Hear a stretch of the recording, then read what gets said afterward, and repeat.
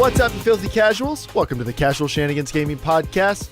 I'm one of your hosts, Jeremiah. Tonight, I'm joined by Dave and Joel. Hey, guys. What's up? Hey, guys. I didn't do the intro like I normally do. I'm sorry. No, Yeah, I was like different. Mouth open like, yeah. Look, we're a podcast all about the irreverent love of gaming. You know that by now. Last week's intro was just us rambling on for 10 minutes before we decided to start it. I just had to cut in the middle of a conversation. So you're used to a certain low level of quality. I just want to reassure you it hasn't changed at all. I also accidentally bumped my mic volume down a little bit, it looks like. So funny thing about ping pong, Right out of the gate. Is it on Wednesday the next couple weeks? No, for the next couple weeks on Tuesday. Because they've been doing some a different competition thing, but it might be moved to next Thursday back to regular time. But I was laughing so hard. It's like, Tuesday, Joel, Wednesday. You gotta let us know when we can come cheer you on. Actually, you should come by. No, don't you be embarrassed. Don't you be embarrassed about our support. No, I was saying you should come by. That would actually be pretty fun. It's a lot of fun. All right. I'd get to watch you play ping pong, that's for sure. Tonight, we're going to be reviewing PlayStation VR, and we're actually going to be joined by two non-gamers in the traditional sense, two very casual gamers who are going to be reviewing it with us. So we're going to record the podcast like we normally do when we have a split hosts for topics. We're going to record everything except the main topic, which we'll record at the very end. So people listening to this after the fact, you're listening to me talk about this now and you won't ever know a difference. And you probably feel like this is a waste of time. But people watching the live stream, when we hop off and end the podcast, it's not actually over. Stick around. But first, let's start the show like we always do by thanking our Patreon supporters. So if you guys support us on Patreon, not only do you help pay for our community Teamspeak server, which you are always welcome to hop in and play with us, play with your friends, play with whatever. Could have worded that better. You're always welcome to come in and use the Teamspeak channel. It also pays for our website hosting, the podcast being hosted, the audio version. Yep. That's right, Joel. I don't know why I think it's funny. It's like, thanks guys for your money. You get to chat on TeamSpeak. Well, thanks, on to our podcast. That's not quite what it said. I know it's not, but it's just like, you can chat online. I don't know what voice that is. Hey, but he's not Italian, so no, that's true. Small Give it time, Jeremiah. Give it time. Give it like 2 more Joe, sentences. what else does that voice have to say? What else would that guy say? Well, I was going to do Al Gore. What does he even sound like? Lockbox. Okay. That's how he sounds. Oh, all right. Cool. Anyway, if you support us on Patreon, you also are helping pay for things we're calling Casual Shenanigans Originals, which are going to be short films, projects, documentary style things. It could be a variety of different things, but it's better, higher quality content we want to produce for you guys. And we eventually want to transition that into maybe us going to things like E3 or other similar industry shows and use our experience and your funding to bring you interesting coverage. Now, we had a big Casual Shenanigans original we were going to film this fall. Unfortunately, it needs certain weather conditions and certain people to be available, and that did not work out. So we're going to do it in the spring, but we have ideas for other stuff we can hopefully do this fall, schedules permitting. But we have lots of good ideas, and we are banking the money right now, and don't worry, we are definitely going to spend it. But besides that, it does help pay and keep the podcast running. So we really appreciate that. And we really appreciate all you guys' support. And we have a new, yes, the shenanigans train's going. Yeah. And we have a new pledge tonight. So Joel, who are we thanking tonight? Well, Jeremiah, we're thanking Marcus tonight. You know, the first thing, I would probably want to say is I'd want to make sure to bring Marcus's pledge into our hearts and lock it into a deep, sweet, magnificent, sexy lockbox. Because every single time we do this podcast, we got to remember the American people, because the American people always get what they want. You know what they want? They want mother effing podcasts about gaming, and that's what we're going to give you tonight. What? Back to you, Jim. What's happening with your eyes right now? by the end, the crazy Al Gore eyes. global warming's real. I invented the internet. Al Gore. Look, boss. Oh, it's a me. That started out as Al Gore, but then by the end, it just got really sassy. I don't understand what happened there. I'm gonna make a documentary. Sassy Al Gore. Sal Gore. All right. Sal Gore. Let's go ahead and hop into the Take main a swig topic. of LaCroix. Yeah, let's just, or have Joel interrupt me, whatever. I don't even care. I'm a professional. I don't break up the podcast for no reason. All right, let's get into the main topic and let's talk about PlayStation VR. Okay, here to talk about PSVR, there's me, Joel, and then our friends Ben and Joel's brother Jonah. Hey, guys. Hey. All right, Joel, take it away. Yeah. Well, I invited Ben and Jonah because they just recently got to try it out. And I thought it'd be an interesting perspective because Ben, my best friend, he never plays games. I mean, he barely ever has fun, actually. Just It's true. No, I bought Ben a Xbox 360 with a single copy of Portal 2 because I was like, you need to play this game. And he's like, oh, I just never gonna have time. So I was like, for his birthday, I was like, here you go, play it. He played Portal 2. That was it. No other game. Then I eventually took back the Xbox 360. I was like, you're never going to play it again. But yeah, he played through Half-Life 2 back in the day. And then it was like nothing. Portal 1, Portal 2, nothing. VR. Exactly. So he basically sees video games leap every 5 to 6 years, basically. So, anyways, I just thought it was really fun. And Jonah just recently got a PS4. He hasn't gamed too much for a long time. So this is just kind of recently him getting a PS4 and kind of playing games, or just even getting into that kind of, playing games at all in general again. So, yeah, I just thought we were gonna. I got the PSVR a couple weeks ago when it came out. I was really excited. Joy waited out in the morning for me because I was at work. She went to GameStop and got a copy. And I was just really excited because this is something I've been waiting for since I was a kid, just to be able to be in a game, in a world. And specifically, when Star Wars comes out in December, that is the ultimate dream. So I was going to just mention a couple of the games and to show the amount of hours I've put in before we kind of talk a little bit, just to show like that we've actually put some time into it. So the games I own are Here They Lie. I've got 5.5 hours into that game, and I think I'm like literally 30 minutes from the end. Rush of Blood, it's like a carnival, like roller coaster type game. I got 3.5 hours into that. Batman VR, I have 3.5 hours into that. Carnival Games VR, I've got 4 hours into that game. This game called Bound, I just recently got a couple weeks, I've got 2 hours in. And then this game called Brookhaven Experiment, 2.5 hours, which that's the one you played, John. That was pretty scary. So I've gotten, I'd say when the PSVR launched, it launched with about probably 35 games. And so I own about I think that's like six or seven. I think 7 games, something like that. Yeah. So Jonah, when you came over, and Ben too, I wanted to give them a good introduction on VR, because if you're not used to it, it can kind of make you feel sick, just because it really does trick your brain into thinking you're kind of there. And when objects move through you or whatever, like you just anticipate a feeling, and then when it's not there, it can kind of make you feel a little queasy. So you have to get used to it. And so one of the best games to kind of get people used to VR, or to try it, because you have to physically move your body to move, nothing else moves you, is Batman VR. And I let Jonah and Ben play through the whole thing in entirety, and I just tried to kind of keep out of the conversation unless they got into some really confusing part and they just didn't know what to do, with Ben, because he hasn't played a game for a long time. So it was really interesting seeing him, like, what you can and cannot do in a game nowadays, where we're like, most of the gamers that people that listen to our podcast, they know like a waypoint means go this way or this kind of thing. And so for Ben, it's like that's a slightly new language. So it's not like an idiot to never play a game before, but like it's interesting seeing how he takes certain like experiences and like how he translates on what you're supposed to do. So Ben, what was your experience for playing Batman VR for the first time? Man, it was real. That's the CSG train. Choo choo. Yeah, there it goes.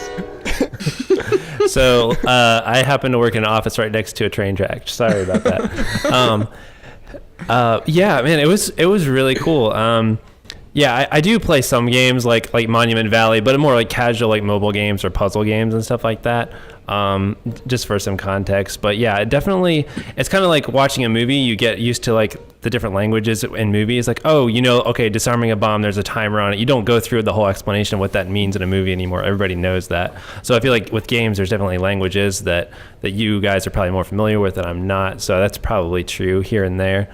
But yeah, as far as like the game goes, it was a really cool experience. As soon as I put on like the headset, which it was kind of funny seeing something with wires on it. So it felt almost like a weird mix of like retro and futuristic, because I was like, why is, it's wired. So it feels kind of old school in a weird way. It's like the fact you have wires coming to it, but putting it on and then seeing the actual world, that was like, it felt like I was like at a ride at a theme park or something, almost like something you're not. Totally. You know what I mean? Yeah. So that was kind of weird. But as soon as I put it in, I did feel like I basically was in a different place, which was a weird experience. So, and ever since I actually played the game, it's almost like I have a memory of doing something that I never did, almost sort of like a dream or something. Because it's like you were in a place. It's not just like I was sitting somewhere playing a game on a screen. It was like I was actually there and I have memories of doing that. So in that way, it's really interesting. But yeah, I always play games in a very, Joel knows, in a very like, I take it very seriously. So I play as if I was actually a person in that situation. I'm not like messing around and stuff. I'm just like doing what I would do if I was really there as much as I can. Yeah, Ben was stacking like the clipboards in the game like on top of each other nicely and neatly and stuff. Didn't drop like anything. Didn't like chuck stuff randomly. It was all like, oh, you told me to do this? Well, now I got to do that. The first thing you said. Yeah. Yeah, I kind of like when you come into this one place in the game, there's like stuff sitting there, but I put everything back where it was after I'm done using it and like set it back down. Oh my God. But yeah, I mean, I guess like I don't even know all the like I think it was, what is it called? Arkham VR? Is that the name of the game? Yeah. Yeah. So I don't even know the name of it, but the guy with the little pointy horns, what's his name? Bat something? Yeah. No.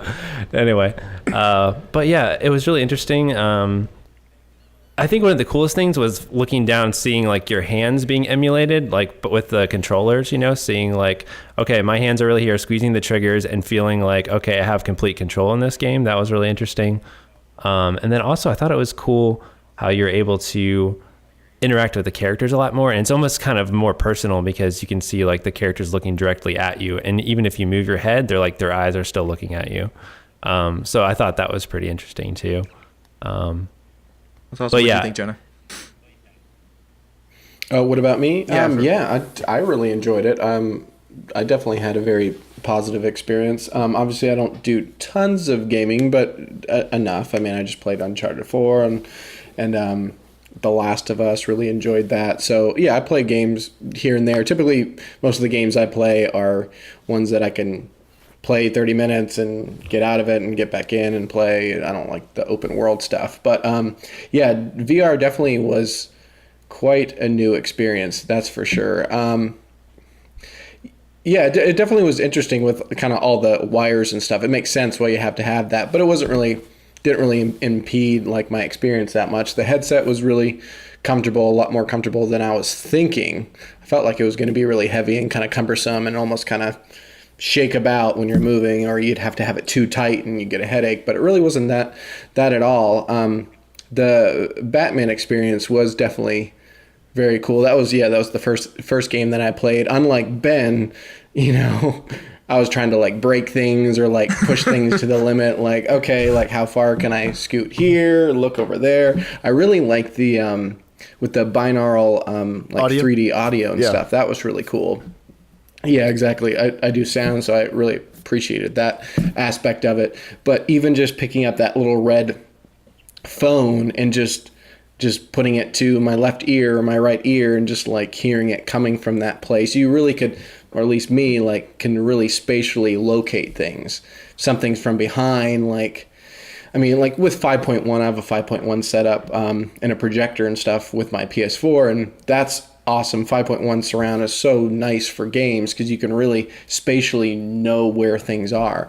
But I was really surprised how well that worked, and it was almost easier with the binaural audio to like figure out where stuff is coming from, and just immediately your mind and brain and everything is doing its stuff, and you can locate something immediately. But I especially had fun with the little bat wing like batarangs? star batarangs or whatever. I just was Joel probably was laughing as I was like going up or down like some diddly do, and I just was like chucking 1,000 of them everywhere, just being spastic. But yeah, it was definitely very cool, like just seeing like different characters instead of, you feel like the screen is just like a tangible thing and you're separated from that. So you feel removed from the experience, where this is the first time I've been in a situation where you are a part of the experience and you're not just like a spectator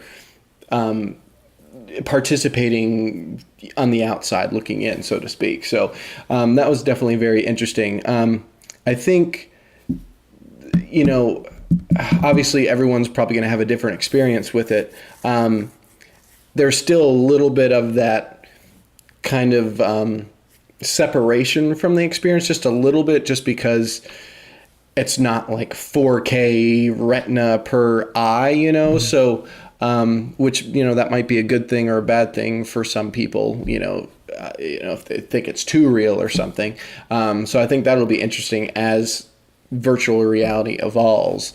I think that even further will like make a huge difference. I wanted to ask you both a question about that, because one of the big concerns people have had as the main 3 VR headsets have been developed over the past couple of years, the Oculus Rift and the HTC Vive, which are both PC, and then the PSVR for PlayStation, is the quality of the screen has been something that's been talked about a bunch, because people assumed that Sony was going to target a lower price point with the PSVR than either of the other two headsets, and that's true. It's at least $100 cheaper than the Oculus Rift, and it's like $300 or $400 cheaper than the Vive, which is very, very significant. And a lot of people were worried that the screen was going to be insufficient quality for that. And people are also really worried, given that the PlayStation 4 is a more budget gaming machine, that it wasn't going to be able to pump out visuals. So what I'm curious about, it's because everybody seems to have pretty positive experiences. You guys were probably not going into this knowing any of that people's concerns about the screens. You probably didn't, or the quality of the goggles. You probably didn't have any preconceptions. How was it? To be honest,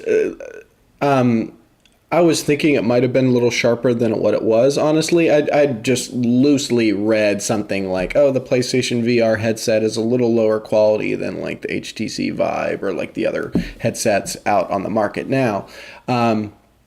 But still, the screen, I think, is more than sufficient to immerse yourself. So again, I mean, personally, yeah, like as everything, it's going to take some time to evolve and price points and that kind of stuff. So it'll be freaking like a whole nother giant leap, like moving from like SD quality standard def to like full HD, like that kind of difference, you know what I mean? Since you're so close, obviously. But I wouldn't say in any way that it like detracts from the experience, or like you definitely shouldn't buy the PlayStation VR because it's not effective. I think it's more than capable and more than effective to really feel immersed in that environment. So I think that's just more of like a, sure, that'll be nice when that evolves, and I think it will obviously over time, but I definitely wouldn't say like don't buy it because it was not sufficient at all. I think it more than capably does the job. And I think just the comfort level, obviously I haven't tried any of the other headsets out there, but I was really surprised how comfortable it was. And I mean, I had it on for I was at your house for a couple hours. Yeah, he right, played Joel? off and on for about probably 3 hours straight. That's awesome. Yeah. It really wasn't. I was thinking maybe it would make me even more sick. It was almost kind of an odd experience when I was doing that Oculus Rift prototype you had initially. But yeah, it really didn't bother me at all. It was only towards the end when I was That was like when you played the doing Here that They one Lie game. Moving around a lot. I wasn't gonna like vomit or even anything remotely close, but I could still feel just a little bit of like, all right, I'm ready for a little bit of a break. So obviously I'm sure everyone will, have a little different experience, but it wasn't bad at all. I mean, I was even telling Joel, I was like, I don't really like the fact that I have to like press a button to like morph to another position. I just want to kind of like move my controller and stuff around. So, I mean, again, to each their own, but I was surprised that didn't really affect me. And How about you, Ben? almost like playing like an Uncharted 4 or something and be able to move the camera around. Yeah. Yeah, I don't think, I mean, it's one of those things that's kind of, I have like a retina display, computer, and then I have one that's not. It's kind of, you just get used to it after looking at it for a couple minutes. So it was something where I definitely noticed at first a little bit of blurriness trying to get like the headset, set just right. But like the overall, I don't think it really would matter too much for the experience. I'd probably wait until like they come out the next version with a higher resolution screen. If it's like, if it's next version or a little bit longer, I probably wouldn't buy this one. But I am actually seriously considering it because I think it is such a cool, high quality experience VR versus and more immersive than like regular gaming. So I think I could see myself enjoying that a lot. So I think I would do it and just play a few games, kind of like I did when I had the Xbox that Joel bought me. I'd probably play a couple of games and then sell it or something like that. All the tailor-made experiences that I've tried on yours or when we did the demo, Joel, I thought they were all great in VR. And like Ben and Jonah said, once you get used to it, the low resolution of the screen doesn't really make a difference. It definitely is low resolution, but the game is still awesome. And then you forget about it after a while. The one exception being Drive Club. Which is my concern with a lot of games is I don't think every game needs to be on VR, but we definitely want AAA games to be there. If we want the platform to succeed, they're going to have to get big games. Like they can't just have a bunch of indies every year. And people aren't going to buy it past a certain point if that happens. But it's definitely it'll not be more of a gimmick or almost kind of like. Yeah, it'll be like Kinect was or anything on the Wii. Like they'll reach a point where people won't do anything with it unless they can attract some of the bigger names.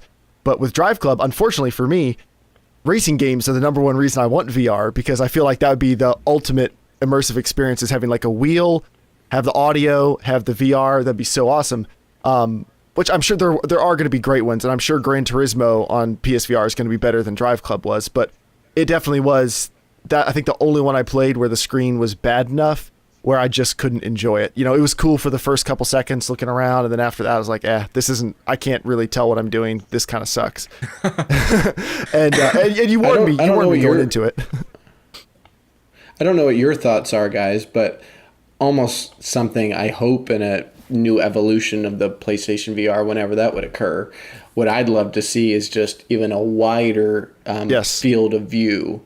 That screen basically wrapping around and covering your peripheral vision as much as possible. It still felt a little bit like you're kind of like looking through binoculars or something. Not to that extent. To me, it felt like snowboard goggles. That's like it doesn't really block your vision, but you're aware it's there the whole time.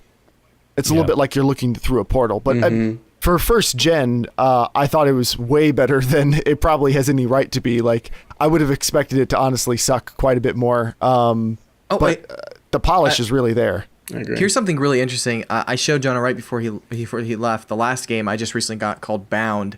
Ben didn't get to try this because I didn't actually have it because it wasn't out then. I was looking at the gameplay and it didn't look actually that much fun on online and stuff like that. But I was like, that was pretty cheap. And I got $20 as a birthday gift, a late birthday gift from Joy's sister. I was like, all right, I'm gonna get this game because I heard they actually downsample from 1440p down to 1080p for this game. And I showed Jonah, and the second you put the game in and you start playing, you're kind of like, okay, hold on a second. It feels like literally the resolution of the screen doubled. You have to see it. It's kind of like, whoa, this looks like really sharp. Like it's actually like, holy crap. It's probably the best looking game I've seen on PSVR. As in, like the sharpest, it just feels super native, if that makes sense. Like, Batman VR looks awesome, but this one almost feels like it's like running higher than the normal and then downsampled to be like the highest quality picture because it's really smooth. You just have to see it because even draw distance where you're seeing in the background, it's a simple, more polygonal type game, so that's obviously why it can run much higher.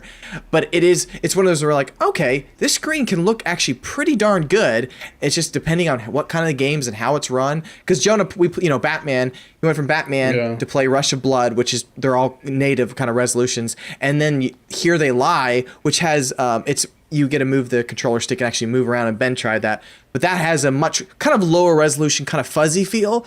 And Ben actually described, I think he described it as like being kind of like in a dream, where it's just like you can kind of remember being in a dream, but it has that foggy feel. It doesn't really detract that much, but going from that, after Jonah tried that to Bound, it's like, whoa, okay, wow, it's pretty darn sharp. So it's going to be interesting to see how games develop. I think I told you this, Joel, but the one thing I really liked about the PlayStation VR, especially with the rush of blood, you're like on a roller coaster Jonah was freaking ride, out and about there's that. like these. He was sitting on this little seat, and he's just like, and he's like going like this because he's like aiming both ways the controller. Oh, it was great because Jonah was just, like, he gets kind of freaked out more in the games, and he's just like, it was great. It was so funny. Can I share What I was one going of to my? say, Go ahead. Yeah. Oh yeah, what I was going to say, one of the aspects I think kind of like the most about PlayStation VR is almost the fact that I feel like I can multitask. Like in that game, you're holding two pistols and they have flashlights and stuff. And in a traditional game, like obviously you're like rotating the camera and stuff, and it goes at a certain speed, and you check to the left, bad guys, you check to the right. It's kind of a slow process.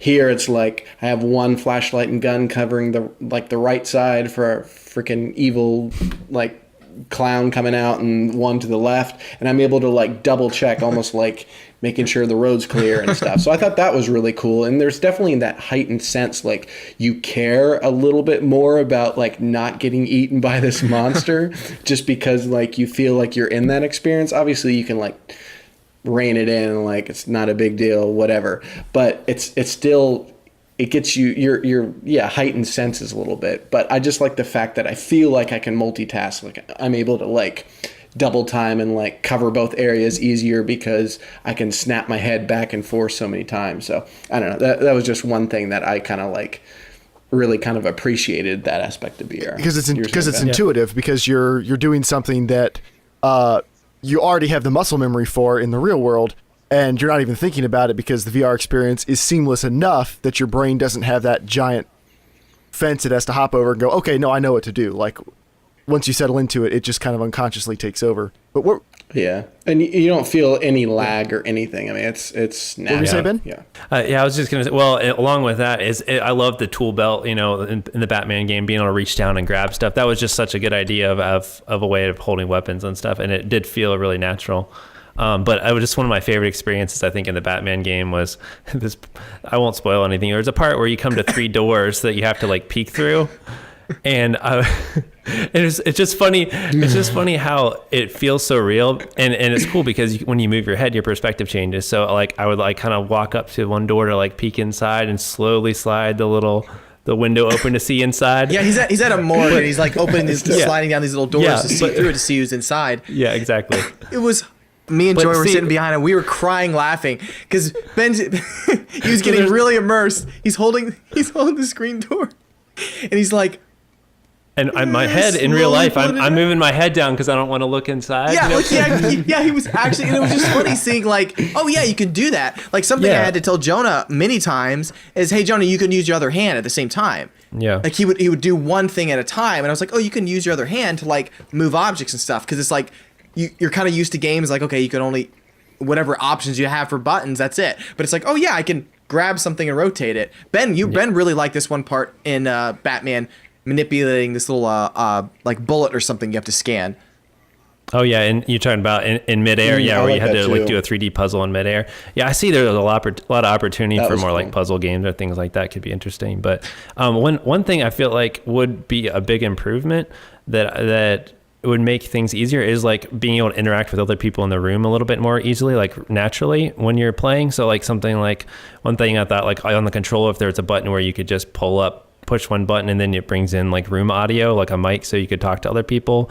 Or if you're able to like see a video of everybody in the room, either whether it was coming from the headset or from the TV or something like that, if there was a camera built in, just something to where I could instantly push one button, the game is either paused or still going, and I could like look around and see everybody in the room and talk to them real quick. I just recently found out there's an option in the settings. It's not easy to get to right away, but there's an option that you can make it so the mic will actually give you audio from around, so it doesn't sound like you're so muted.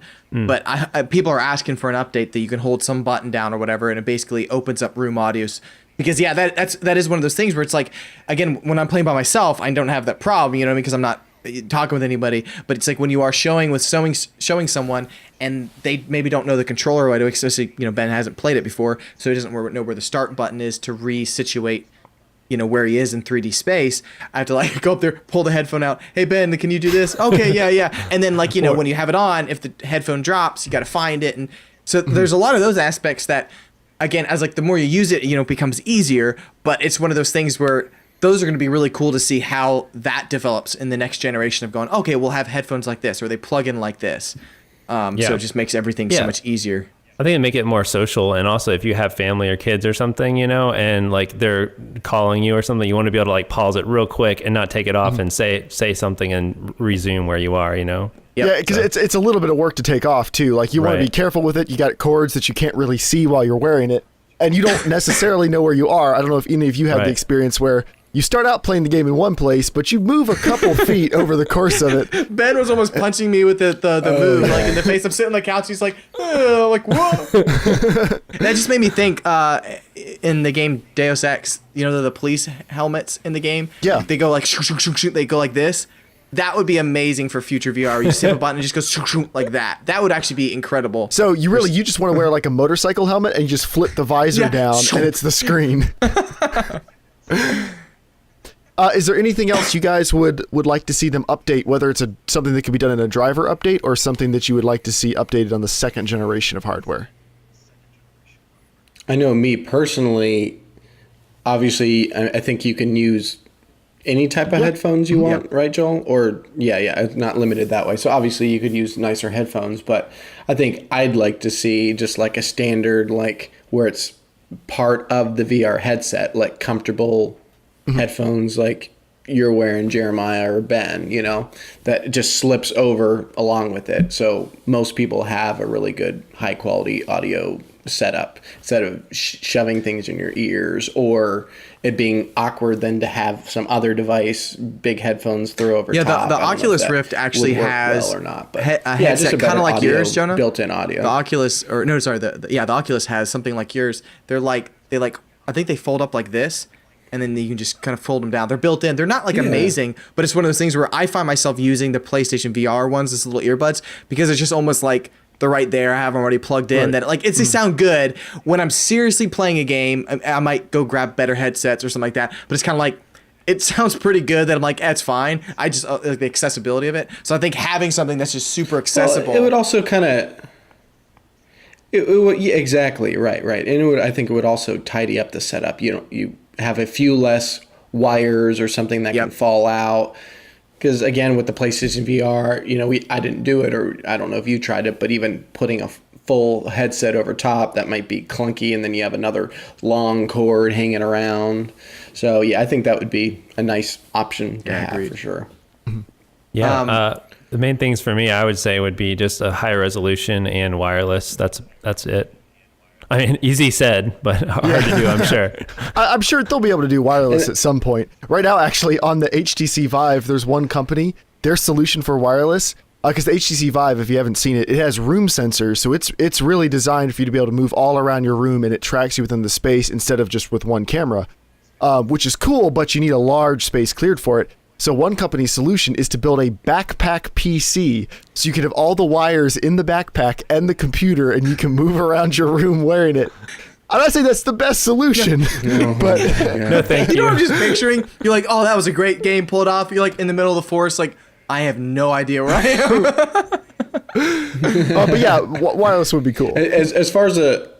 As far as another update, like you were saying, firmware-wise, I definitely agree with you guys as far as even being able to press a button or something on the controller where all of a sudden it switches to the camera, like, or maybe they update and put a camera on the front of the VR headset so I can just quickly do that and reference, okay, I've kind of gotten far off base and I'm like in this far off corner or in the garage or in a closet or something, you know, okay, and move myself or be able to like look at friends or look at my watch or I don't know. Like those would be those little something so you don't need a handler while you're playing VR. Something so you can play unattended without worrying about like what's going on.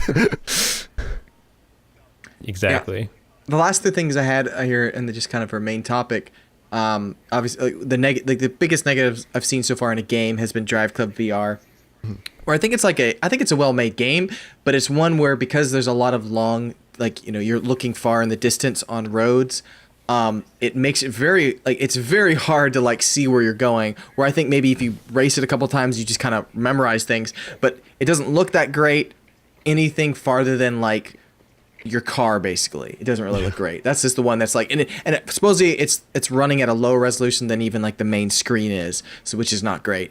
And then there has been some finicky tracking in certain games outside of even just the limitations of what it is. It sounds like there's some sort of software thing where even watching Jonah and Ben play, now that I've played it a lot, I'm understanding more of not limitations. Okay, here's some just interesting thing after watching so many people play the VR now. In Batman. So obviously you try to get the camera in a good position for the certain person's height, right? One of the biggest updates I would love to see down the road is a camera that either is just way more wider field of view, so it just doesn't matter, or it's one that actually can either track you, almost like how the Kinect used to do, it would track where you were. Something so that when you do stand up play a game, you don't have to go and fiddle with it anymore. Oh, that would be great. Yeah. Because it works fine for me because I've kind of got it right in the middle. But again, Ben's a little bit taller than me. Jeremiah's taller than me. Dave's a little bit higher. So each person that comes over, I got to shift it around. It'd be nice that if you're sitting down and you're playing and you think, oh, I'd rather stand up for this, you can just do it, and then it would just follow you. It just works, yeah. But outside of that, which is interesting, is kind of how you adapt to playing the game. So in Batman, you can pull your grappling hook and kind of aim it up. Well, if you're standing back, you can put your hand up and you can see the whole grappling hook and it works fine. Sometimes if you move closer because you've already moved closer and you didn't realize how close you are, even though it works for almost everything else, you put your hand up and it goes a certain distance and then you'll just see it. The controller will track how you're moving your wrist, but it won't track height and everything because it just loses it. But what's funny is seeing how quickly people adapt, especially Ben and Jonah, who have never played it before, or a lot of these games, is they immediately, as soon as they lost it, they just brought it back, and instead of putting their hand all the way up, they just kind of kept it closer and just shot it like that. And it was not a problem. It was just you kind of adapt to what you expect. But there was a few times where Jonah would end up turning himself completely around, so the controllers were in front of his chest, hiding from the camera. So that would not track the cameras. It could track the headset because it has lights on the back, but there's no way to track the move lights if they're being blocked. So for me, since I've been playing it enough, I kind of realized where I'm turning, and I'm able to kind of use a button to do 360 or something like that and kind of work around it. But that's one of the issues where, if you're not used to that, and also that's just the, limitation of what the camera, because you only have one that's looking at you. So it's one of those things where PlayStation's going to they'll have to be very smart on how they create games, knowing that they have a 180 or a little bit more than 180, depending on how it is, circle of where you can move and turn around before things start kind of being weird. Yeah, that's definitely something I noticed a lot. Just obviously maybe I have a little longer arms than most people, but yeah, all of a sudden you quickly realize oh, okay, I can't just fully extend my arm. Okay, it's out of the camera. It's out of the camera. So that was a little bit annoying. I would like to see better those little move controllers. I think that in future updates could be more intuitive. I always was thinking the Power Glove from freaking NES days. Can they make something like that, like a glove, so actually your fingers I don't know, Oculus that would be cool. and Vive have different touch controllers that are a lot more complex, but the problem with them is it's a lot more expense, and the hardware has to be higher quality, or it has to be able to do more so it can track all of that. PlayStation VR, I think to hit that price point, they need to be able to just track the two glowing balls on the ends of them and then use the buttons on the controllers. So I think it's just a first gen thing. They wanted to reuse an existing product they'd already sold to people, not have to R&D something new, and then not have to invest in a much higher quality camera or something like that. So there's definitely room to improve. But I agree with you. I think gloves would be, long term would be the best thing, or something like gloves, maybe something like a fingerless glove that slides over. So you've got tracking for each finger and your palm in general. So it doesn't have to be every square centimeter or something, but just something so you can articulate your fingers back and forth, I think would be huge. But already, I was pretty impressed with those controllers. It felt like it was tracking it way better than a Wiimote or something. It felt pretty good, but it felt like I was wearing oven mitts on my hands and doing stuff. Yeah. It's interesting because there's certain games that you'll instantly notice that it tracks better. So it'll be interesting to see, because when I first loaded up the PSVR there was a firmware update for the headset. So it'll be interesting to see if there's going to be more, because there's been slowly drifting where for some reason it thinks you're moving.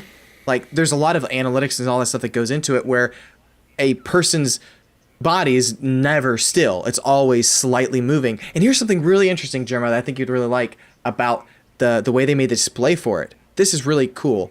The way they lay out the pixels is not in a traditional like square uniform thing. They actually do it in like a hexagon type circular pattern. And the reason why they do that is because in VR, just like think of like taking a normal computer screen and turning it sideways, there's like a slight difference in the way the video looks, or especially like a 1080p TV. They did that because most people are playing VR. You're never like completely horizontal looking at a screen. Your head's always slightly tilted, and so they wanted to make sure it didn't have that weird pixel feel to it because you're always looking slightly sideways, or if the headset shifted. I thought that was just kind of interesting. That like I never would have thought of that being something, but I'm like, yeah, like I was playing Bound, and I think I was playing like this, kind of like resting my hand like this as I was watching a cutscene, as opposed to a game that I don't know, like it's always horizontal. You're like actually looking at the world sideways a little bit. I think the last thing I had was, they had talked about this for a year and a half before it came out, that they were, like people were really wondering how are you going to make VR work, because it needs to be at an insanely high FPS, because it's just your head just feels weird when you turn and it's slower or it lags. And so they came up with this thing called reprojection, where they can have games be at a native 60 FPS, and then they'll take this reprojection and move it up to 90 FPS and then 120 FPS. And I think what's been really cool is, from all the games I've played so far that I've owned, I have not had like one hiccup that's like been so like, whoa, where did that come from, or messed up. It's like they really did deliver on that promise of all their games are running really smoothly. So outside of some of the quirky tracking stuff, which I'm hoping they can fix within their limitations, of course. But that's been cool to see that I have not gone in a game where I'm like, oh wow, that just dipped down to like 30 FPS and I just felt sick. It hasn't happened once in a game I've owned. Where we even noticed a little bit of that in the space game the demo. when we played in the Best Buy. In the Valkyrie, yeah. So yeah. They said they were promising that the games come out, they had to be really solid, like they can't have any of that, because that is a definite no on this. Because I've had my mom over, and I had my sister-in-law, and she couldn't play for 10 minutes. She was a little bit claustrophobic, but she just couldn't handle it. And that's one of those things where it's different from playing a game on a 2D screen, where if you have a bad experience, you might be like, I might play it again, because you didn't physically feel bad. But VR can physically make you feel sick. So I think, it's a much more of like big risk. If they have a bad experience, they're not coming back, because people don't usually want to do something that they know is going to make them feel bad again. Yeah, definitely. So that's been pretty cool that they've actually delivered on that. What closing thoughts do you guys have? Ben, you go first. Me personally, I think Jonah's you're audio not is bad. Sorry, Jonah, you're on a slight delay from us, I think. oh, I know. It's freaking annoying as hell. You go. No, I mean, I'd say I just one other thing I thought of is I did get a tiny bit sick at the end. What was the name of the second game I played, Joel? You played Here They Lie. That's the one that you're able to actually move. Yeah, and I felt really good through most of that. I didn't get sick at all in Arkham or in that one until towards the end, when I started looking at things that were a little closer to me as I was walking by them. Like that's when I got a little bit of motion sickness here and there. It wasn't too bad, but that was something that I definitely think if I had felt that immediately, if I was somebody that was more prone to that, I think I would have definitely not enjoyed it at all. I think that could definitely turn somebody off from that. But yeah, I mean, I'm seriously considering getting probably like the next generation if they do something, improve the screen and stuff like that, and it seems like a good upgrade, I would probably get it at least to try a few games. I thought it was a lot of fun, and like I said before, it was just really interesting that it almost made me feel kind of sad in a weird way that like, hey, you can have such a cool experience of going into a bat cave that, like I'm not sure if I'll ever see a cave that looks that coal in real life. You know what I mean? It was this kind of weird feeling like you can explore the world and see all these things, but soon you're going to be able to make stuff that looks even more beautiful than real life in some weird ways. And I was like, oh, that kind of is cool, but I almost don't want to ruin my experience for seeing real stuff. You know what I mean? Anyway, so that was one thought I had, but I definitely plan to get one at some point, probably like next version. Nice. How about you, Jonah? Final thoughts for me. Unlike I think like 3D televisions and movies and stuff like that. Again, some movies can be fun in a 3D viewing experience, but it definitely didn't catch on like they were hoping. I think PlayStation VR definitely has a lot more potential and legs than that. I mean, granted, again, I could see myself, like an hour here or there playing VR, probably not much more than that, probably in a sitting. It's definitely not going to be like, oh, you're going to just be playing all your games VR. Like, you're going to want to just play normal games looking at a freaking screen mounted on the wall, projector, what have you. But it's definitely, in my view, not a gimmick at all. I definitely see it having legitimate staying power. So, again, it's not going to have as many users as just someone with the PS4 or Xbox One playing on their TV. But I definitely see it sticking around and continuing to evolve, and that's just like that one extra upgrade for immersion, that you play Uncharted 4, your normal setup, and then I want to play this fun VR game, play it for an hour and stuff. So unlike a lot of other gimmicks out there, I don't think this is one. So it's not going to be something that everyone does, but I think there's definitely a lot more potential for more users than you think it's better than stuff out there. The Wii Motion? You guys agree, or the waggle? Oh my gosh. I think it probably is the best implementation of something like this we've seen so far. Although, to be fair, I haven't played with an Oculus or a Vive of official released hardware, and I would love to. But I think this is the best gimmick I've seen so far. Like, I believe in this a lot more than I believed in the Wii or the Wii U or the PlayStation Move. I mean, those stupid little wands, when they came out, nobody cared really. Like, it just came and died. Kinect, all that stuff like has come and died. So I believe in this more than any of those. But yeah, I think I'm in the same spot as Ben. I want to wait and see what they do for the next gen. For me, it's not worth hopping on right now. I want to see what games am I going to reliably be able to play on it besides just the big launch window stuff. And I want to see how well it's supported, say, a year from now when the hardware's not selling like hotcakes. Like, I want to see how committed they are to it, and I want to see what other people can come out with. But the idea, I think I'm totally sold on. What are your predictions? Do you see this having lasting abilities and legs, and it adopting and getting a solid enough user base that then pumps money and AAA developers get on board and it keeps evolving and getting better? Do you see it being like a very sideline little, like, I don't know, playground test for VR and it not ever getting enough adoption, to be more mainstream, I guess, and get that attention and development? Right now, there's about 40 million PS4s that have been sold, roughly. And if by this time next year, if they've sold, I'd say maybe 3 million PSVRs, I think it has a decent shot. But they need to be able to put games out that can sell 200,000 or 300,000 copies for it to be worth spending any serious amount of money to develop a game for this. Or VR modes need to be tacked onto existing games that have larger budgets and can sell a couple million on their own. Because right now, people are buying stuff in the launch window, and it's selling really, really well. So we think it looks like it's going to do well. But if it only sells like 1.5 million, 2 million units a couple of years from now, like if that's all it's moved, then it's not going to be worth it to put games on it, which is the exact problem happening with the Wii U and why development is pretty much stopped for it. So I think it has a really, really good shot, but I don't want to assume too much though, because Sony's had some sure things on their hands before, and then if it doesn't sell super well, they kind of just drop it and move on. They've done that with their handhelds. They did it with the Move controllers. It seems like they're doing this much smarter than they have in the past, so I think it really does have a shot. But yeah, I'll be very, very interested to see what happens in the next year, because it definitely could fail, but I don't want it to. I mean, I think it's the best it's been, and I think it's the best shot that VR has of becoming mainstream. Yeah, I honestly, I don't think it's going to... I think if VR fails, everything's going to fail. Like, if PSVR fails, all VR is going to fail. Oh, gotcha.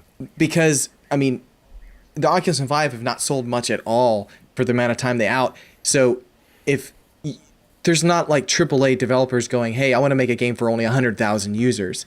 So I think since it's not, if it was Sony only by itself and they made this, you know what I mean? I think that'd be much more scary. But since they're not the first ones to come out with this, since Oculus is out first, then you have Vive, and this is just like another one. But this one's a little bit more of like a mainstream, like here's the Nintendo Wii of getting it out to accessible to people. I think it has a really good chance of survival. But I think it's one of those things where it's so different to understand, not only the gameplay, but how you think you should play on it. Like, it's totally different between thinking, okay, think of, for example, even the new Nintendo Switch or like just like a Game Boy or something, right? You just assume, oh, I'm going to play hours and hours on a Game Boy, and you easily can do that. VR, it's so different. You can't think of it the same way as a regular game because when you put it on, and again, from watching everyone play so far, everyone said the same thing after they done playing, like, wow, I'm actually tired. And, and I'm here watching them, and they're going like this and, looking around and swatting at things and stuff. Again, games are going to probably change and they're going to be tweaked because same way when you played the Wii, you were excited to waggle and hit tennis balls and stuff like that. But after a while, you kind of like didn't mind the simpler stuff because you just wanted to relax and play a game. But I think the exception I think with VR people have to understand is that you're stepping into a new environment, so it really changes the way you sense things. So it feels more like you're there, which gives you a higher heart rate, like you're definitely more immersed, and it takes more physical, like it's way more tiring. So it's not something you're going to be going, oh, I can't wait to play Skyrim for 40 hours in. You're going to always play, I think, a lot less, at least for the starting bit until VR gets so light or something. So so I think when people say that, I just want to urge people to say, like, that's not a bad thing when you think, oh, I'm not going to play this 40 hours a week or, or 20 hours a week like you would a regular game, because it is such a different experience. It's like actually hiking up a mountain. Like, do you want to do that 40 hours a week, like every single day, nonstop, never have a break? Like, you can't, you have to kind of rest. Right. It's not gonna replace the normal medium that we're used to. It's just gonna be, you're gonna play them and enjoy them in tandem. I'm just hoping that when games come out, I would almost say probably.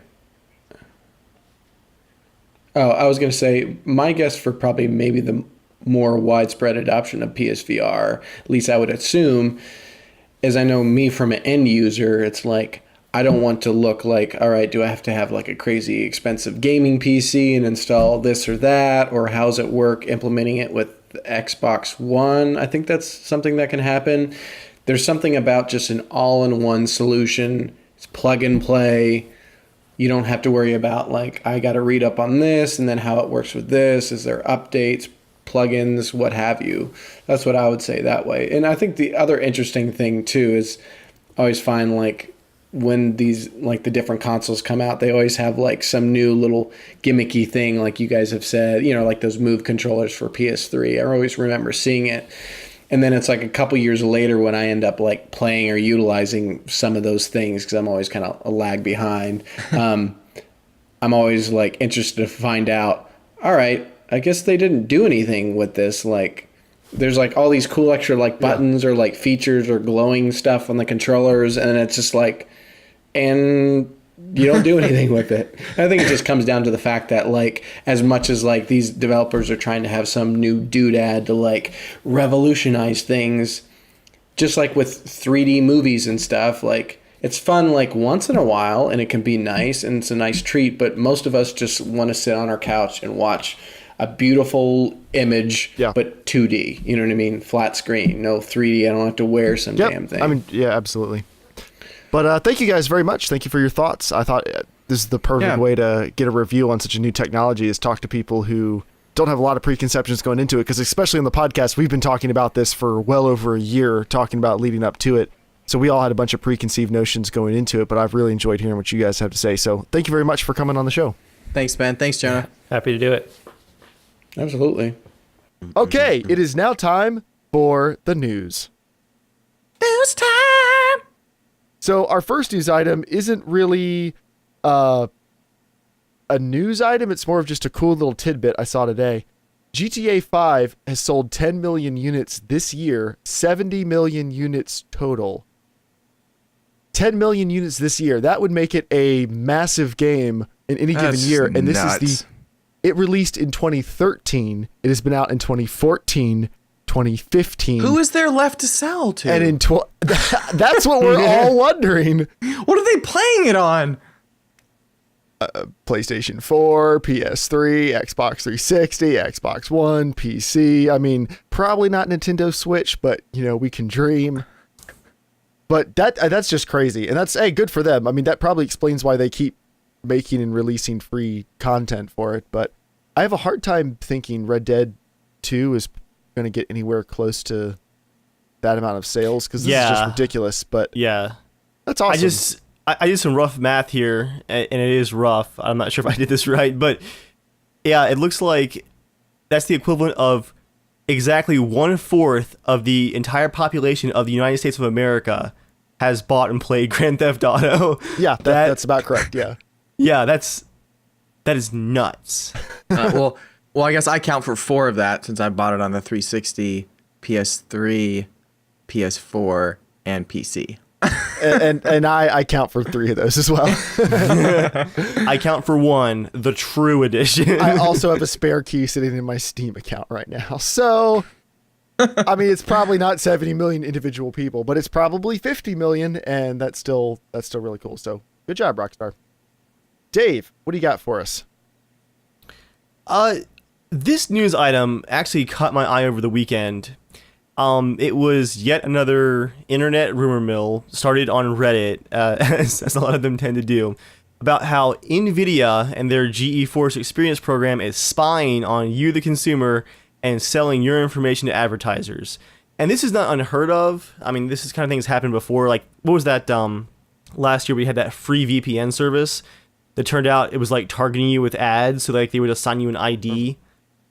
It was really messed up. Using a free VPN, that's risky anyway, but it was like you are the product. If it's for free, like your information is the product.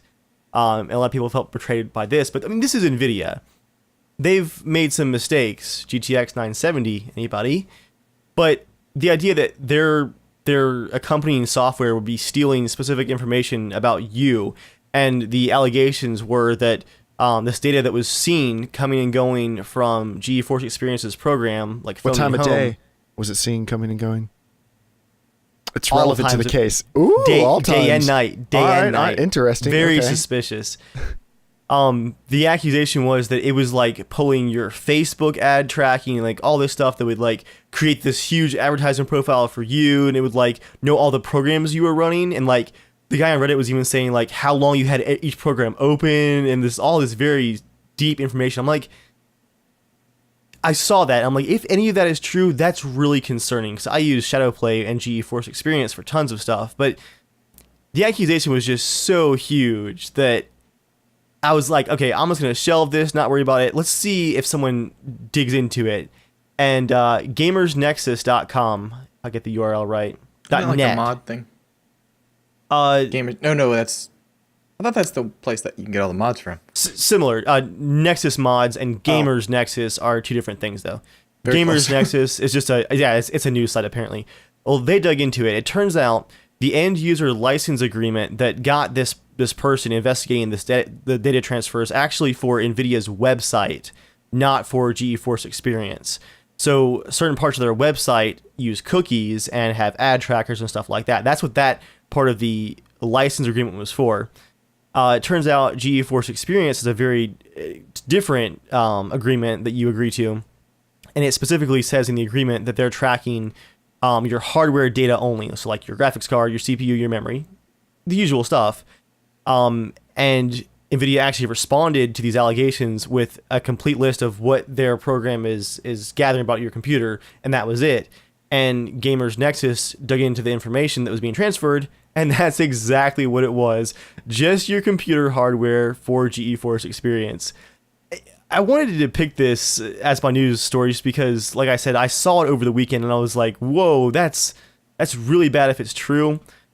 But like, I kind of tell all my grandparents and all, like, anything you read on the internet that's like, you gotta post this on your Facebook, otherwise it'll get shut down in 5 days. Like, just Google around, wait a day or two, like nothing's actually on fire. Just wait for calmer, cooler heads to The internet prevail. doesn't want to do that, Dave. I don't know if you saw on the Gaff today, on NeoGAF, but one user got an early copy of Dishonored 2, and apparently he's getting average to low performance, and the pitchforks are sharp now. And a couple people were like, hey guys, why don't we wait till more than one person tries it on more than one different machine? Yeah. People were like, no, just downvotes to, come on, people. Like, it's not, it's almost never that bad. Yep. And that's all it was, is just hardware information being sent to a hardware manufacturer for a program that deals with hardware. And Joel, what do you got for us tonight? Some PlayStation updates. So Share Factory Update 2.0 came out, and if you don't know what Share Factory is, it's basically it's actually built by the team that built Sony Vegas editing. But Does it crash a lot? Actually, no, it crashes way less. Oh, way less. All right, that's something. Actually, no, I actually have never had a crash on it before, but I've used it maybe like 10, 15 times. But it's pretty nice for just cutting up little short clips and stuff like that. But anyways, 2.0 came out and it supports, PS4 Pro update. But they added new font for internet memes. So that's really cool that they added that, and you can export up to 20% faster now. So I'm really excited to put all those internet memes online. I'm not gonna say the right name. I just hate that. All right. But Anyway, are there any but you can useful make GIFs. updates? You can make 10, Okay. 15 second like GIFs, which is actually kind of funny. Because there's some funny clips, especially in Dark Souls, that's really hilarious. So Are you saying, Joel, that's that cool. you can now make memes? Yeah, I can make memes. Nice. Memes. So you'll say memes, but you won't say memes. All right. Okay, it's because Joel, I'm gonna expose you. I'm exposing you I'm right gonna- now. I'm gonna leave. Jeremiah, No. Joel memed the other night. No. Just stop it. It's true. Don't say He it. has been watching H3 Productions. And the other night on Skype, he dropped a hashtag Papa Bless. Not the hashtag. I did not say hash. Yeah, he dropped a Papa Bless. I was like, Joel, did you just meme me? He's like, no, shut up. It's not true. It's not a meme. It's just a funny thing. It's just a funny thing. And so I made him Google search it. 11 million results for Papa Bless, and thousands of like hand painted like Photoshop artworks. One of them was like what is it? Adam touching like the hand of God. It's like Papa John in the clouds and Ethan down on the ground. I was like, Joel, there are thousands of Papa Bless fan art images. It's a meme. He was so legitimately angry. Joel, you that can't he win them sent all, me- man. You like sometimes everybody stumbles. It's okay. It is all right. I know. I don't think any less of you. Joel, it's okay, buddy. Some of us were just born with memeing in our hearts, and I guess there's think actually- you're one of those people. Yeah. Well, I did tell Dave. I was like, well, I guess so. That is my question, though. What makes a meme is a lot of people. What's the limit? When does it become one? I don't feel like we're gonna actually have this discussion. I told Dave because I was like, well, that We can do a means casual my phrase conversation. "dick master" is now a meme because I've had at least probably 30 people say it. Are you proud of that? No, it doesn't say I'm proud. I'm just saying, does that equal meme status? Joel, I think you made a baby meme.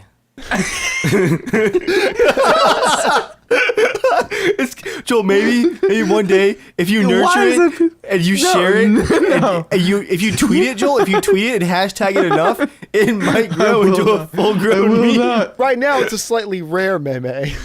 Oh, So anyway, our last Baby. news item tonight is actually not really so much of a news item, but a helpful little tip I came across that I was genuinely not aware of before now. So I don't know if you guys knew this, but in a semi-recent Steam update, they added the option in your account details, you can filter out early access and pre-order games from the store. So when you're looking at the Steam store, you won't see early access and you won't see pre-order games, and you can toggle them individually. So Joel, you go to where it says your Steam username, like in the real small text up in the upper right hand Steam corner. finally updated. And they update all the time. Well, I mean, like user interface though. The interface of the store is different. Yes, they've updated the Whoa. user interface of the store. And then you also can go into your account details, not like Man, the that takes Steam settings, forever. but your account details, and you can filter stuff out. So, if you guys did not know that, you should probably go check that out, because a lot of people complain that they don't enjoy how they get pummeled with all these early access games when they're looking at stuff on Steam. Same It here, sucks. because I always feel like the first thing you see when it comes to like representing PC games on Steam, it's like, hey, and Grass Simulator or some dumb weird thing. And it's like, okay, that has its place, but it's like, really, like that's what you're going to show first, like to feature on a Steam page. Well, you know, they show people are interested in, and unfortunately that like swings all over the place. Like sometimes that's early access games, sometimes it's GTA 5 usually. I think, Jeremiah, this actually just came out Monday. Two things right off the bat that I really like. There's a discovery queue right up top, trending among friends, showing games that multiple friends are playing right now, which is cool. That's cool. And then also the recently updated queue is very cool. So games that have gotten big patches recently, Firewatch, Mafia, GTA 5, and Homefront with DLC and patches. Has Mafia 3 gotten patches? The seeing what people are playing yes. has been actually pretty cool because they have that on PS4. Like if you on a game, if you like, I don't know, scroll down, it will show. I think Yoshi. I think I'm friends with Yoshi or somebody. I forget who I'm friends on. But anyways, it would show like a couple like, oh, they're playing Call of Duty. Like, oh, that's neat. It's like kind of nice to know like, oh, some people I know are playing that. Like that might be something if I could play with them or something or whatever. Yeah. It's now time for the Singularity Shame segment of the part of the podcast where we highlight someone who's done a dumb and we talk about it. Activision released Infinite Warfare on the Windows Store and on Steam. There's nothing weird about that. But if you bought it on the Windows Store, you can only play multiplayer against other people who bought it on the Windows Store. Which means that somebody posted a screenshot to Reddit of them online looking for a match, and there were two people playing Infinite Warfare using the Windows Store. And the Microsoft Store technically. And yes, they are offering refunds. Refunds are very easy to get if you bought Infinite Warfare on the Windows Store. So that's just one of those boneheaded business decisions. Like somebody knew and didn't do anything because it's Call of Duty and you got to sell on whatever you can. You got to make as much money as you can. Somebody knew this was a horrifically stupid idea and they did nothing. So shame on you. But now it's time for What Are You Playing This Week, a part of the podcast where we talk about what we're playing this week. Joel, what have you been playing this week besides VR, which we're going to talk about, which we already talked about in the podcast earlier? I've played probably, excuse me. I'm on like chapter 3 or 4 of Titanfall 2, playing the campaign. I've played a crap ton of Skyrim Special Edition on the PS4. And I am right about to finish BioShock 1 in the BioShock collection. And I've been really enjoying collecting all the behind the scenes. I'm gonna link you guys to the behind the scenes. I think someone uploaded them on YouTube, but I'm gonna link it to you. Especially I think Dave would really, really enjoy them just because it's like really interesting, deep insight about making a game. That's just not surface level kind of, I don't know, like it's a really fun game and we created textures and stuff. It's like really interesting, like, you know, we had no idea what we were going to do right now and stuff. So just about done with that. So cool. Loving it. Yeah. Awesome. Any other thoughts? Anything else you've been playing?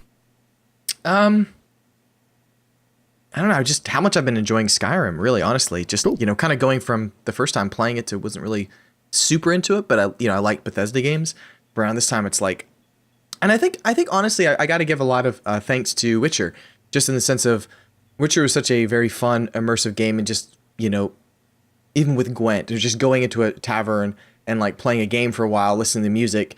It kind of slowed the pace down for a while. So I think playing Skyrim, I'm really enjoying it more so this time, just because I'm like in a different kind of mindset of I just want to play something kind of slow and just kind of take it in, I guess. Yeah. And it's just been, I don't know, it's really, really relaxing. I'll play it in the evening for a couple hours and it's like, I'm calm. Have you tried playing Skyrim in the VR theater mode? I have not. I haven't even thought about that. I'll have to give it a shot sometime. Dave, what about you? What you been playing? I was just going to mention, Joel, I think I actually can thank Witcher for how much I enjoyed Skyrim my first time through, because I had blown through Witcher 1 and 2. I went through Witcher 1. Now, Dave, when you say blown through, I picture that like us, like 20 hours, I'm done. Yeah, it's like, and 150 hours, and I'm done. Dude, it's same amount of hours, just sequentially.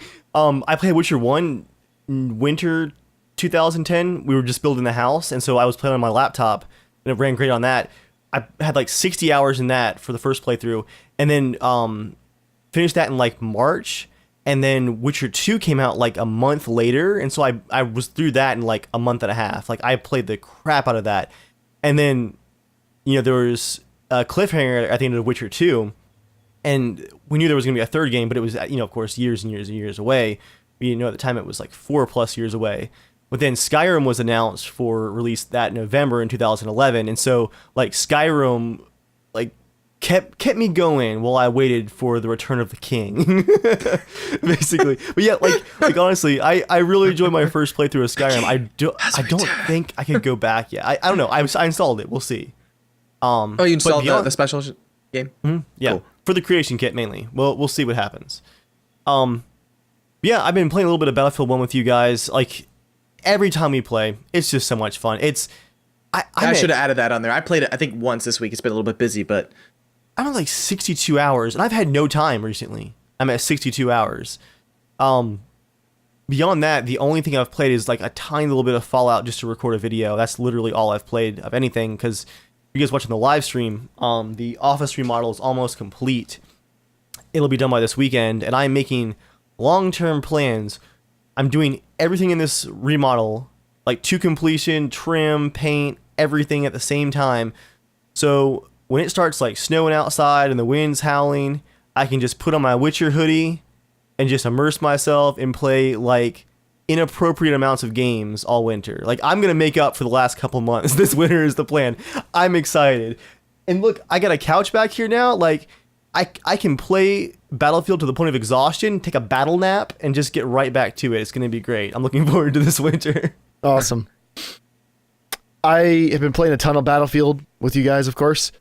Loving it. Absolutely loving it. I mean, it's not perfect, like we talked about. Absolutely loving it doesn't mean it's flawless. I can't believe it. There's some stuff I'd like to see them address in the next patch, and, we'll see how that goes. But as an overall experience, I'm absolutely loving it. And I finished the Battlefield 1 campaign. It's short. I think you can do the whole thing in 3.5, 4 hours, but I really enjoyed it, and I'd love to see them do something like this with future games. I think it was the best way they could handle what a lot of people treat as a throwaway experience when it comes to first-person shooters. Yeah. And I loved it. And then I've been playing Titanfall 2. No multiplayer. We still haven't gotten around to that yet, but I have just been playing single player. The more I get into it, the story is okay. The story is actually kind of turning into be regular standard first-person shooter stuff, but the movement is really, really fun. It probably would tie with Doom this year for games that have the most fun first-person movement. And what games are you talking about? Titanfall 2. Messaging. Okay, sorry. That's what I thought. I was just messaging Jonah. Good. Yeah, so it's I'm really, really enjoying the movement. I don't know if the story is really going to hold me, but the campaign's not that long, so I mean, I'm sure I'll enjoy it enough to finish it. But the movement is really, really fun. I don't think it's like breaking new ground necessarily, but it's really polished. It's slick, and you feel fun, and you feel like a badass the whole time. So yeah, I think it's the perfect kind of like pick up and put down first-person shooter campaign. We'll see how. Yeah, I agree. Feels. It actually kind of reminds me of like a mobile game type campaign where it's just like little bit by bit. Like it's not amazing, but it's just so well polished that I'm just enjoying it. It's not hard at all. I have it on like the hardest difficulty, and it's like ridiculously easy, but it's just really fun. I honestly think Infinite Warfare is actually going to have a better campaign than this. But really, yeah, I think in maybe just story and like things you do, I think maybe we'll see. But I'm still just really enjoying it.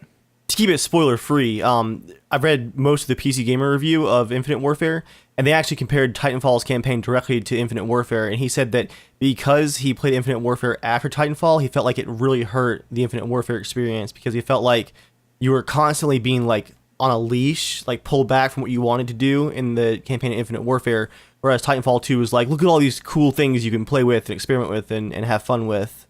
He said it felt really, really limiting compared to Titanfall. That'd be interesting, because I mean, like, I don't know what you think, Jeremiah, but I mean, the levels are not like it's not like Crisis 2 or even 1 where you kind of feel like you can go different directions and take on stuff. No, it's pretty linear. It does feel honestly like Call of Duty, except just the movement and everything else, and everything is just super polished. Yeah. So it's really good. I feel like I might enjoy the campaign of Call of Duty more, because it's like, I don't know. It's more of like the action flick type thing. But I look forward to trying Call of Duty and seeing what I think. Maybe we'll do a topic on that once you and I have beaten it. But for now, we have to get to something really, really important. On last week's episode, Joel said for his 90 seconds with Joel, he needed to talk to us about / and /. So it's now time for 90 seconds with Joel, a part of the podcast where Joel is pretty much our crazy drunk uncle just yelling about something every week. What do you got for us, Joel, besides reading another page out of Chimera, which we're sparing everyone from this week? Now Dave's heard this rant before, right? About the // I actually purposefully tuned you out because I wanted to get the full experience of the podcast. I heard you reading you wanted about to it get before. the full experience. I think it was just you Or just wanted Dave's to tune me out, default which is is fine. tuning out arm. No, I'm very good at that too. All right, so okay, so here's the thing with the forward and backslash. Okay, so the symbols hit me. on a keyboard. Yep. Jeremiah, why is a / like what makes a / Because I'll just explain my side of it. We had literally a 2-hour debate on this. Because I think it doesn't actually make that much sense. Well, can I give my answer before you tell me why I'm wrong? Sure. Because I have reasoning. Yeah. I just looked at it, and then this is the reasoning that just popped into my head. Because if you look at it, it looks like it's leaning forward. Okay. Why am I wrong? So no, it's not that you're wrong. Okay, let's see. Where is it? Oh no, I'm okay with being wrong. Yeah, I can see it. I can see the Okay. /. Yeah. Yeah, no, okay. So, gosh, this is kind of hard. Okay. Yeah, I can see it. For me, the / I think should be the /. Okay. And the reason why is because obviously I guess it's backwards on the keyboard. Right. I'm looking So, at a backslash right now. Okay.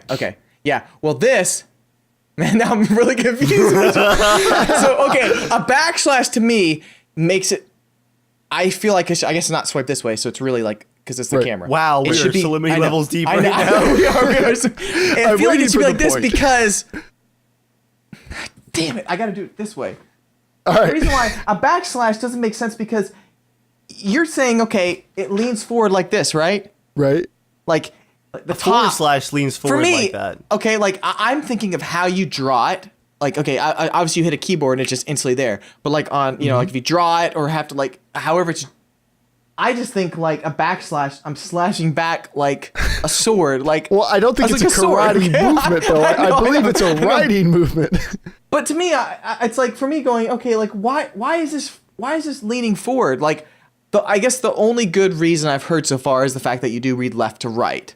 Right. So it's leaning forward. So the direction It's is that way. slashing forward. Yeah, That's yeah. literally it. But the thing is, that's but the thing is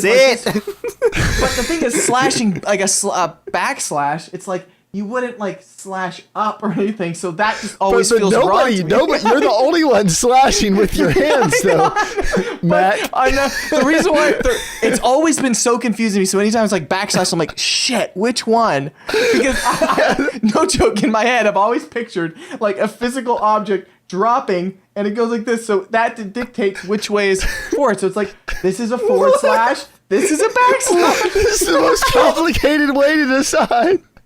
So instead of looking at how the English language is read, you look at it like a ping pong game or a pinball game. If I was a ninja, which way would I be slashing to make the slashes? It's because you're assuming that this is the top. You're leaning forward. Okay, look, this is forward, right? Well, how do you know? I picture it as this is a face.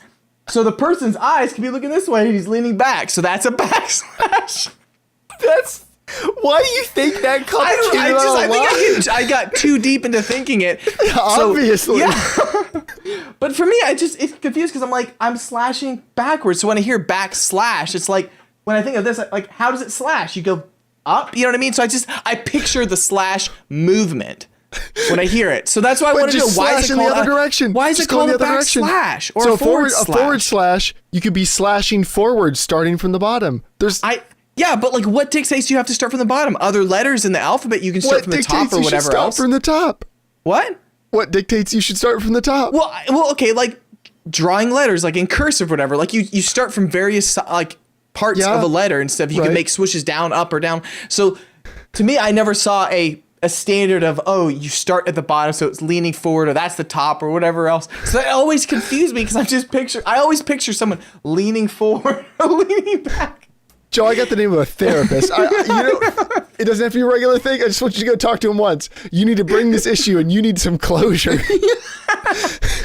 I don't know why. It's something like, okay, there's been certain words that have been really hard for me to spell because it's almost like so ingrained a certain way that I think I've seen autocorrect do it too many times that I can't spell it without trying to spell it wrong to let it autocorrect.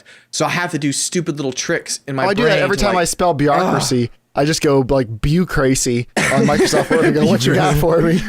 Well, anyways, that's basically my weird story, but that is, for me, I guess I just think of like, okay, like who came up with the idea or the word? Because you're using the word slash. Who decided this is up? Well, exactly. I guess so. It's like, for me, I was just trying to dictate which way is forward. Is it right? Is forward right? Or could it be backwards? When we're reading in Western civilization, when we're reading, right is forward. So someone's already decided. They have taken that off your plate. You do not have to worry about that anymore. So, that's awesome. Nice. Like in Chinese, do they have symbols that are like a backslash? Like, do they have that kind of? I have no idea. I wonder what direction is in their language or how the letters are and Well, stuff. in Australia, I know up is this way, and then down is this way. So, and the toilets, when you flush them, the water comes out of the bowl instead of down into and caresses the poo and then takes it back in. Yeah, it swirls up and then. No, sorry, it swirls down and then up. There we go. But anyway, if you want to be a part of the show, you can write into casualshenanigans@gmail.com. You can tweet at casualshenaniga. You can visit us on our website, casualshenanigans.com. We have a Facebook. You're probably watching us on YouTube or you're listening to us on iTunes. In any case, thank you guys very much for your support. Thanks for the show. We hope you enjoyed it. If you did, consider hitting that like button. It really helps us out. And until next time, stay casual.